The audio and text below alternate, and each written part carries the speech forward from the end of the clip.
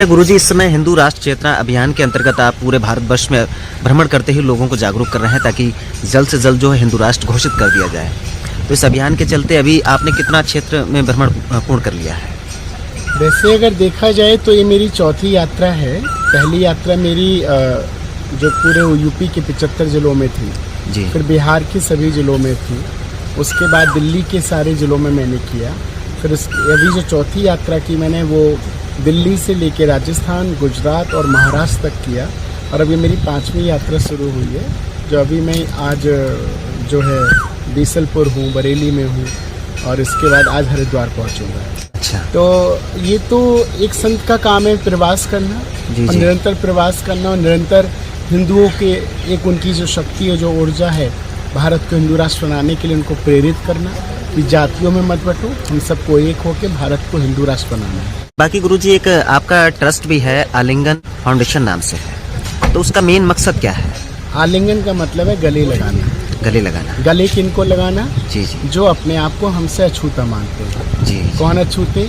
जैसे शूद्र हो गए, हरिजन, जाटव, उनको हम गले लगा के कहते हैं तो हमारे अपने हो, जी, हमसे अलग नहीं हो। मैं ऐसे घरों में जाके, ऐसी माताओं बहनों के पास जाके भोजन और भजन करता हूँ, जी। बताता हूँ कि आप मेरे अपने हो, मैं आपसे अलग नहीं हूँ।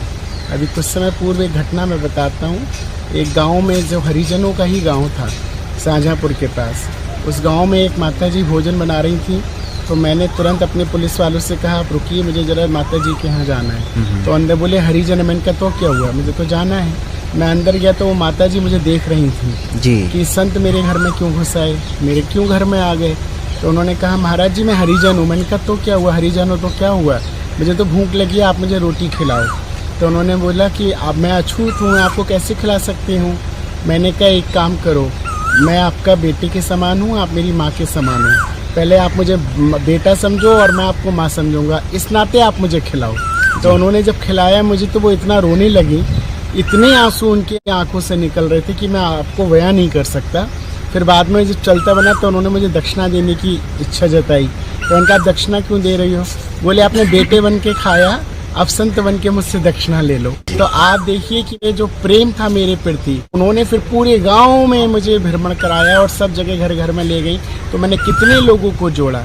तो मेरा काम, आलिंगन का काम है सिर्फ लोगों को जोड़ना, जरूरतमंद लोगों को जोड़ना, उनको अपनाना।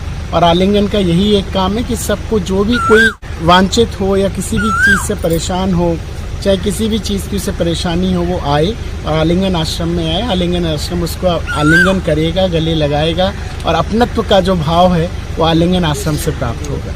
अच्छा, बाकी गुरुजी, थोड़ा ये हमारा गौवंश है आज बहुत ही दयनीय अवस्था में मर रहा है, इसके लिए क्या कुछ संदेश देना चाहेंगे, जैसे हमारा समाज जो है वो परिवर्तन करे? देखिए, गौ हमारी माता है और इसके लिए, क्योंकि मैं तो एक माता को नहीं जानता, लोग कहते हैं मेरी एक ही माता जिसने जन्म दिया, लेकिन मैं कहता हूँ मेरी 5 माता हैं।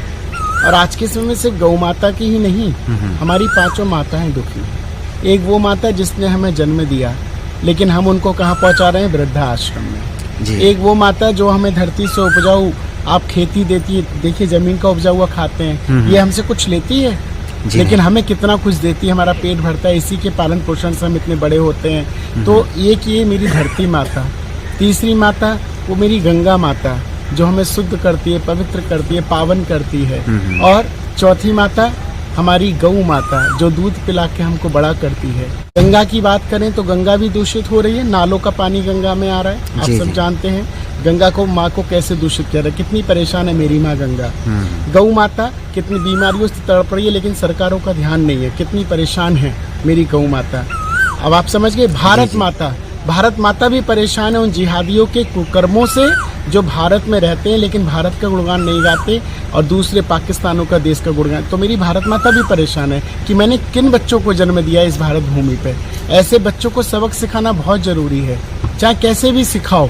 तो इसलिए मैं वही सबक सिखाने के लिए चाहता हूँ, ये मेरी 5 माताओं की रक्षा हो। मेरी गौ माता, मेरी गंगे माता, मेरी धरती माता, मेरी जन्म देने वाली माता और मेरी भारत माता, इन 5 माताओं की रक्षा हो, यही मेरा उद्देश्य। और इसी उद्देश्य को चलते मैं पूरे भारतवर्ष में भ्रमण कर रहा हूँ और बहुत जल्दी ही भारत हिंदू राष्ट्र भी बनेगा और मेरी माँओं की रक्षा भी होगी और फिर से हम गंगा का स्वच्छ जल पिएंगे, मेरी गौ माता सुरक्षित भी रहेंगी, सब कुछ अच्छा होगा। अच्छा गुरुजी, जन्मस्थली आपकी कहाँ है?